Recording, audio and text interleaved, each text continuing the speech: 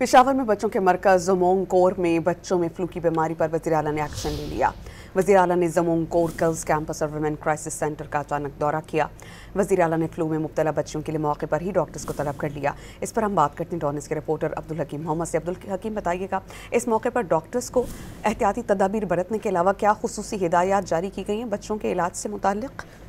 जी बिल्कुल, वज़ीर-ए-आला खैबर पख्तूनख्वा ने ज़मोंग कोर जो कि दारुल कफ़ाला है बच्चों के लिए सरकारी और इसके अलावा वुमेन क्राइसिस सेंटर का अचानक दौरा किया।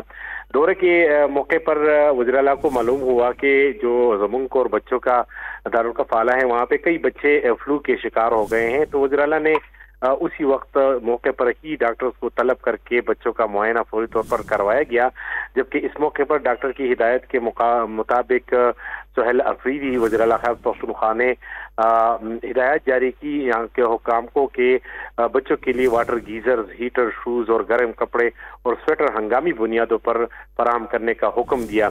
जबकि इसके अलावा वज़ीर-ए-आला खैबर पख्तूनख्वा ने बच्चों की फरमाइश पर जब बच्चों ने कहा कि झूले नहीं है तो झूले, खिलौने और कंप्यूटर लैब, पेंटिंग और तफरीही सामान फराहम करने की भी हिदायत की। और वज़ीर-ए-आला ने सख्ती से ये कहा कि बच्चों को गैर मयारी खुराक की फराहमी किसी सूरत बर्दाश्त नहीं की जाएगी। कि वज़ीर-ए-आला ने खुद जो बच्चों के लिए किचन कायम किया गया है वहाँ पर खाने पीने की अशिया का भी मुआयना किया और हिदायत जारी की कि बच्चों की जो खाने की पीने की अशिया की ख्वाहिश रही है उसी के मुताबिक जो है मीनू तैयार किया जा सके।